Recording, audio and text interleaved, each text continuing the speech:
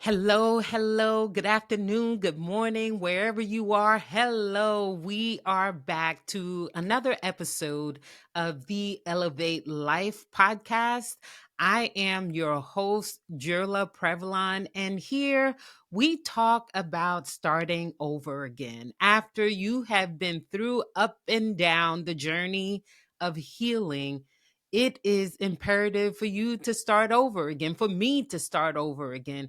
So here on this podcast, I create space for us to talk about starting over again. Today, I am going to share a little bit about a special project that I have been cooking up.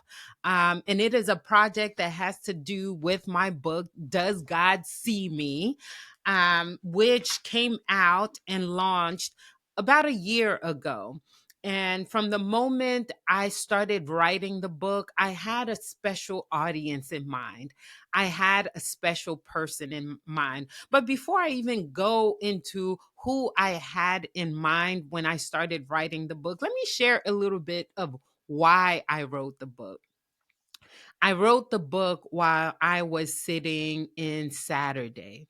Now, for many of you in the Christian faith, you will understand what I mean by sitting in Saturday. Saturday is the day between the crucifixion and the resurrection.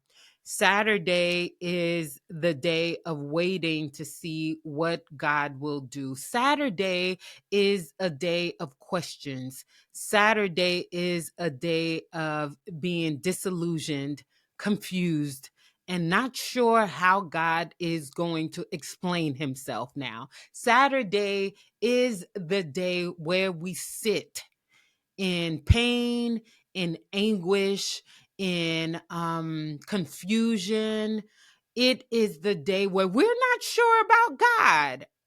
Saturday is a day that every Christian face, and it is the day, proverbially, a day where I sat and write this book with a question: Does God see me? And so that book, that translation, the English translation, was all about me sitting in Saturday with God. I was in pain. My nephew had passed. My brother had passed. Um, Tragically, without being sick, without being ill.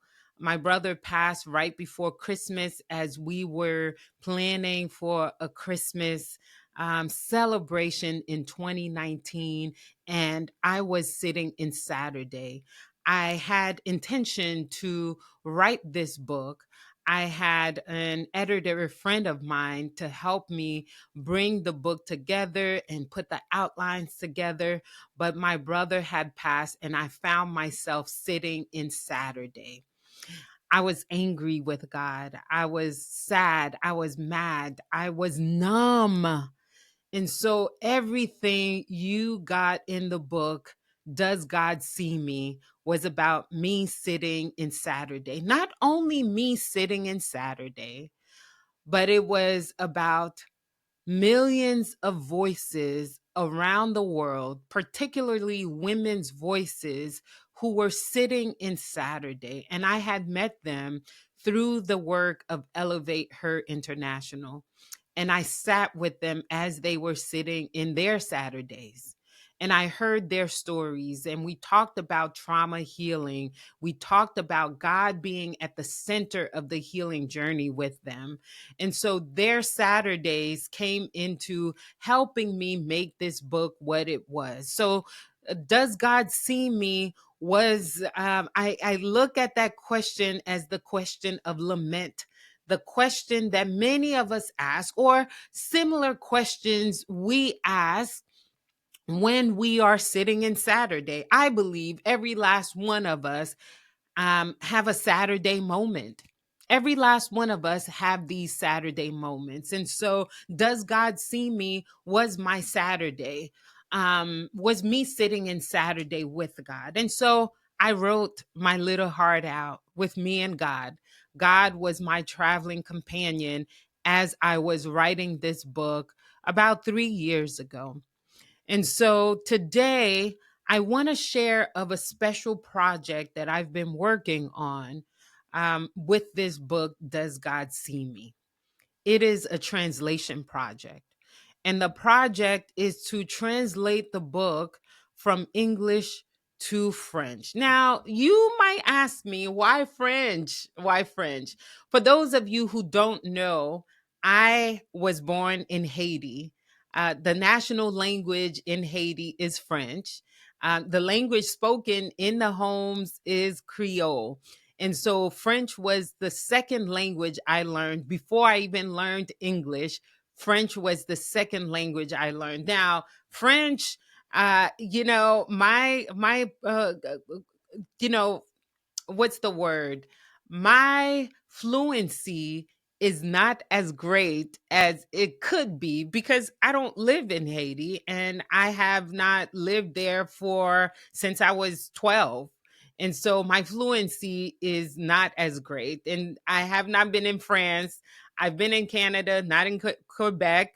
And so my fluency in French is not great. However, the reason I'm translating the book to French is not for me to speak French, or is not for me to go and narrate it in French, but it is for my sisters.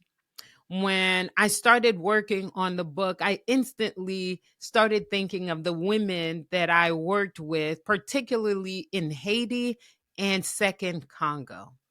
I started thinking of these women, and this book is for not only for me because it did what it did for me while I was sitting in Saturday, but it is for us women who have gone through trauma.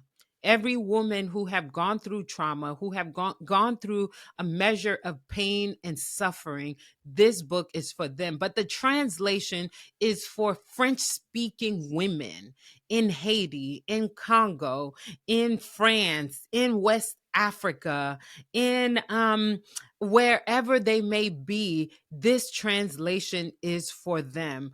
For them to hear and read the stories from the original translation of English in their own native tongue. There's something about wrestling with God in your own native tongue. I was in church on Sunday for Easter Sunday, and all of the songs were in English.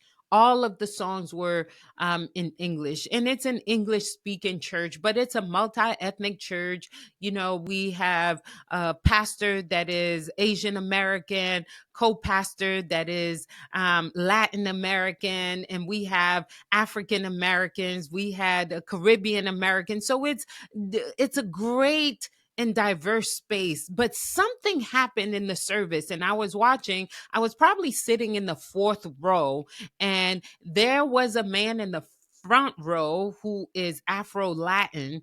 And the minute there was a song sung in his native language, which is Spanish, something happened to him. He leapt. He was singing differently. His posture was changed. The way he was worshiping changed. He was dancing differently. So something happens when we are able to engage God in our own native tongues. And that's why this book is important for me to translate it in women's native tongue. Firstly, French.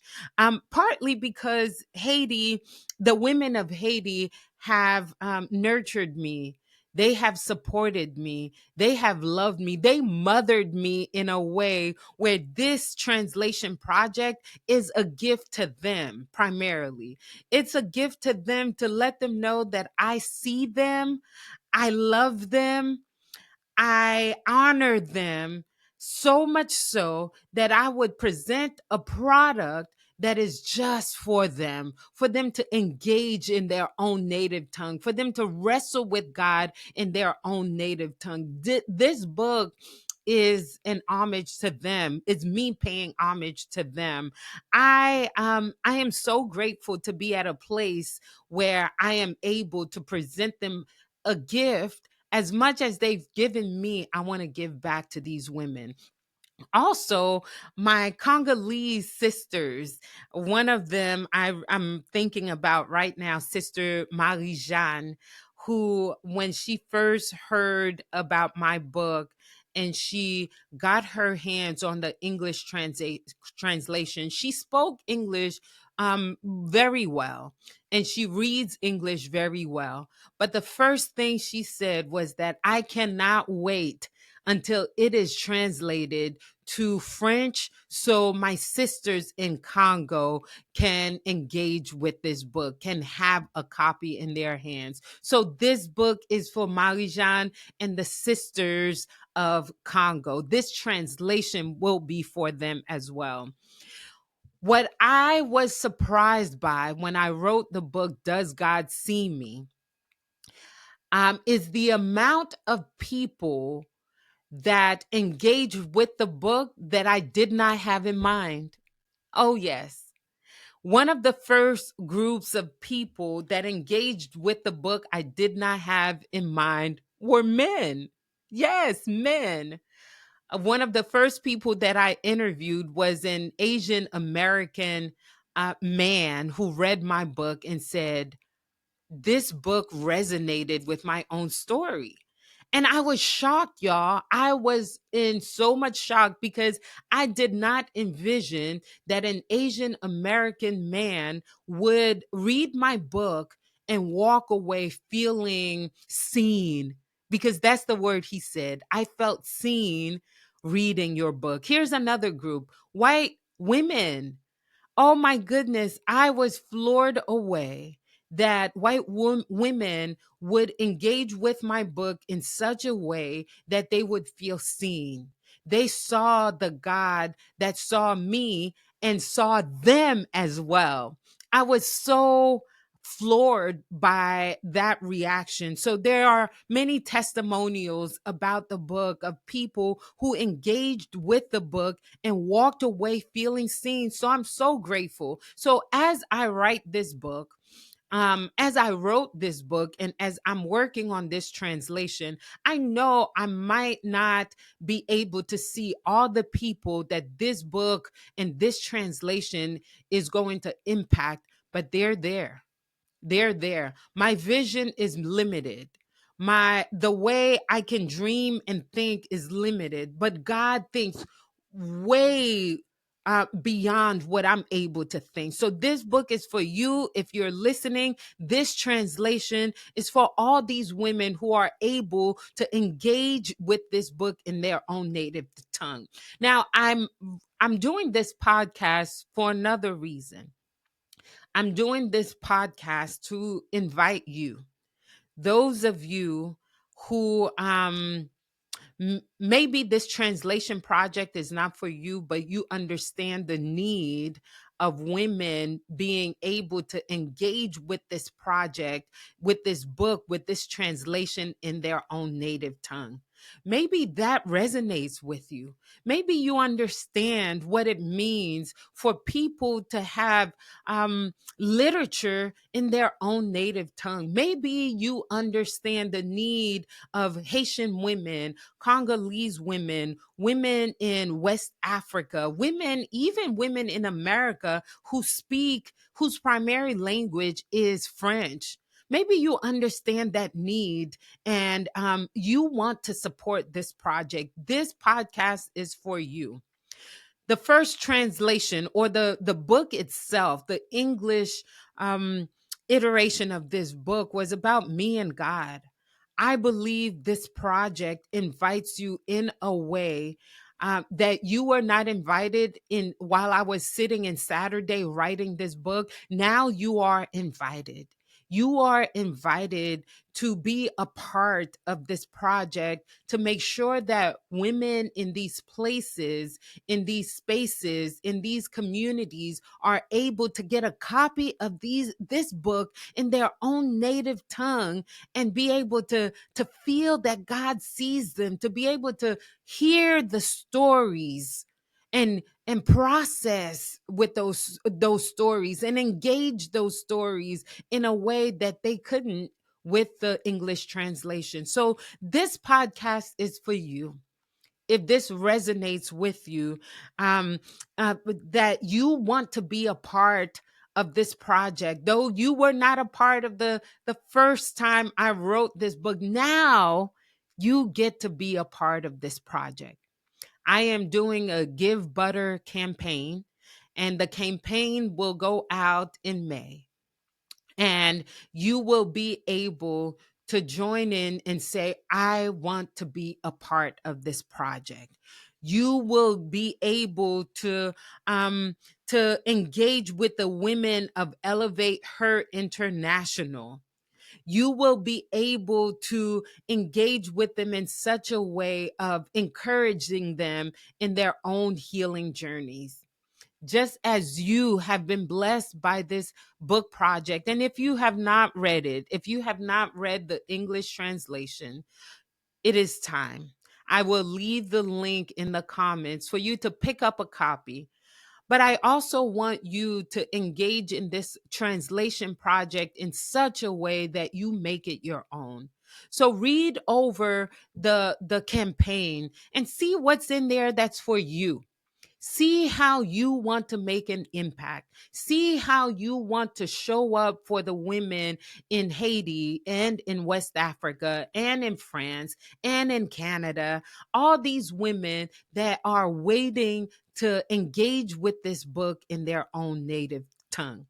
I knew from the very beginning when I wrote this book that my sisters need this translation. When I was asking the question, does God see me? This was not just a question about me. This wasn't just my question. I knew it was our question. I knew it needed to be a question that needed to be verbalized, because not only was I sitting in Saturday, I knew every last one of us were sitting in Saturday as well. Right now in Haiti, there's a civil war happening in the capital where gang violence has taken place, and women's bodies are being used in the midst of this fighting. Whenever there's civil wars, whenever there's fighting, whenever governments take a turn, whenever there's hate crimes, whenever there's natural disasters, guess what? Women suffer in a way that is even more dramatic and more painful, more traumatic. And so it is imperative that we show up, that we come together and help women know that God sees them. So this book translation, you can have an impact of the women that are French speakers so that they can engage with this project in a way that reminds them that God sees them. So will you be a part of it? Will you read up on the different it, the different newsletters that I'll put out there, and the different opportunities that you will have to engage, to give, to support, to tell somebody else about it, to tell somebody else to support, to tell somebody else who know other people that might be able to support. And if you are a French speaker, if you are an English speaker, or you speak both languages, I would love to hear from you. I would love to hear what you think about this project. Am I going in the right direction or the wrong direction? I always love to hear from sisters around the globe about my work, because I wanted to hit very well, deeply to the areas of your greatest needs. So leave me a comment, reach out to me, send me an email, and let me know how you are engaging with this project that I am doing for the women around the world. I am so excited. I am so excited for those of you who have heard this podcast and you are already saying yes. The link is in the bio so that you can go forth and continue to engage with my work and the work of elevating women all over the world.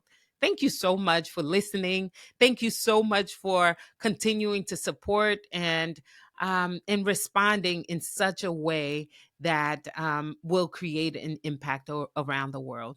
Until next time, I will talk to you then. Bye bye.